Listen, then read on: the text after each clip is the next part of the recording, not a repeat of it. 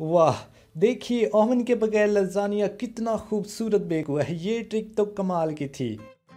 Welcome to easier cook. आज हम आपके लिए बनाने जा रहे हैं एक इटालियन रेसिपी, चिकन लज़ानिया। बहुत ही फेमस रेसिपी, बहुत ही मज़ेदार। हम इसको बनाएंगे 3 आसान स्टेप्स में, वो भी ओवन के बगैर, ताकि आप भी इसे घर पर आसानी बना सके और इंजॉय करें। तो चलिए चलते हैं अपनी रेसिपी की जानिब। पहले मरहले में हम जायके से भरपूर रेड सॉस तैयार करेंगे। इसके लिए एक पैन में 2 टेबलस्पून के करीब ऑयल डाल देंगे।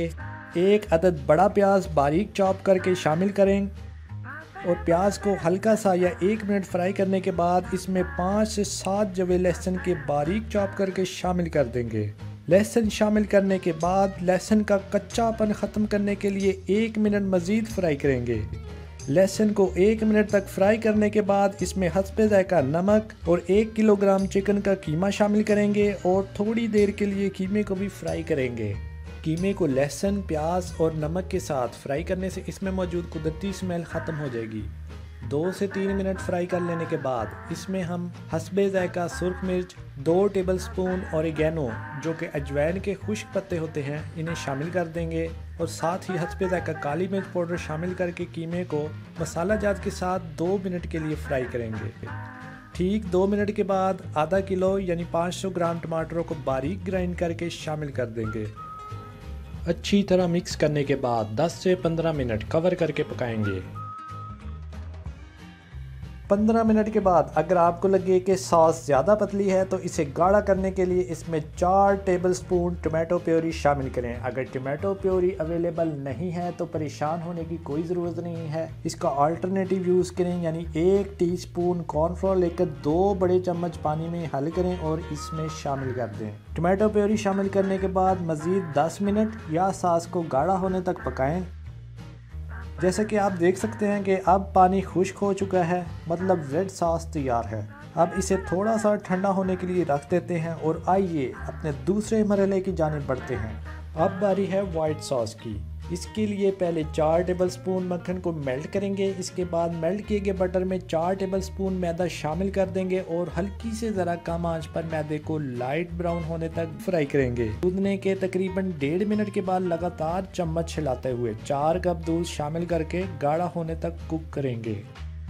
जैसे ही सॉस गाढ़ी हो तो फ्लेम को कम करके हस्बे ज़ायका नमक और काली मिर्च शामिल कर देंगे। अच्छी तरह मिक्स करके फ्लेम को बंद कर देंगे, क्योंकि काली मिर्च शामिल करने से सॉस को मज़ीद कुक किया गया तो इससे सॉस ज़्यादा स्पाइसी हो जाएगी।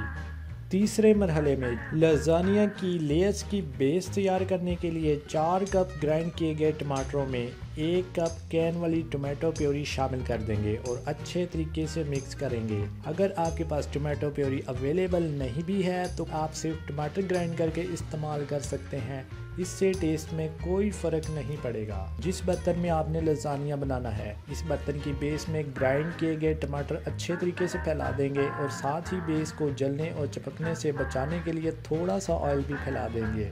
इसके बाद लज़ानिया की स्ट्रिप्स की तह लगा देंगे, जिसे हमने उबलते पानी में 2 टेबलस्पून ऑयल और 1 टीस्पून नमक शामिल करके बॉयल कर लिया था।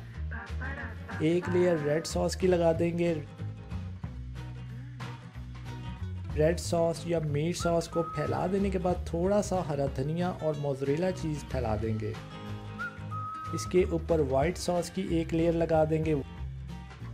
वाइट सॉस को अच्छे तरीके से फैला लेने के बाद पूरे प्रोसीजर को रिपीट करेंगे और कुल 3 लेयर्स बना लेंगे। वैसे आप अपनी मर्ज़ी से और बर्तन की गुंजाइश को देखते हुए लेयर्स की तादाद कम या ज़्यादा कर सकते हैं।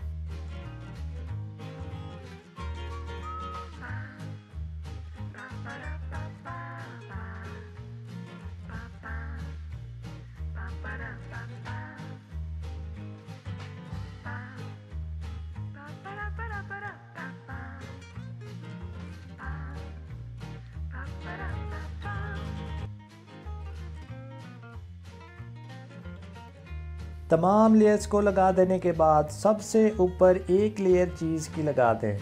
आप अपनी मर्ज़ी से चेडर या मोज़रेला चीज़ का इस्तेमाल कर सकते हैं। लीजिए, लज़ानिया बेक करने के लिए एकदम रेडी है। बेक करने के लिए आपने कढ़ाई लेनी है, उसमें 1 इंच हाइट तक आपने नमक डालकर स्टैंड रख देना है और फिर इसको कवर करके 20 मिनट तक हल्की आंच पर आपने प्री हीट कर लेना है। प्री हीट करने के बाद इसमें लजानिया रखकर आपने 45 से 60 मिनट तक इसको बेक करना है और साथ ही आंच को थोड़ा सा हल्का कर देना है और साथ चेक भी करते रहना है। वाह, देखिए ओवन के बगैर लजानिया कितना खूबसूरत बेक हुआ है। ये ट्रिक तो कमाल की थी।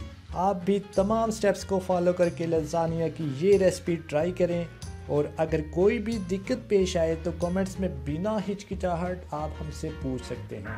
अगर आपको हमारी ये रेसिपी पसंद आई है तो वीडियो को लाइक कर दें। अगर चैनल पर नए हैं तो इजी कुक को सब्सक्राइब कर दें और हमें सपोर्ट करते रहें ताकि इससे भी ज़्यादा बेहतरीन रेसिपीज़ आपके लिए लाते रहें। अपना बहुत सारा ख्याल रखिएगा।